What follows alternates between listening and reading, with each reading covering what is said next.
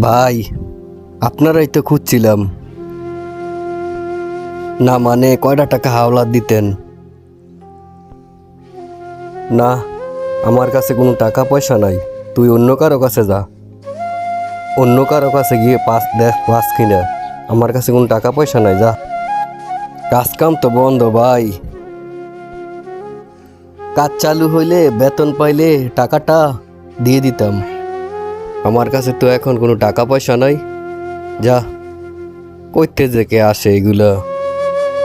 টাকা টাকা টাকাটা কি ভাইয়ের কাছে লাভের রূপে চাবো?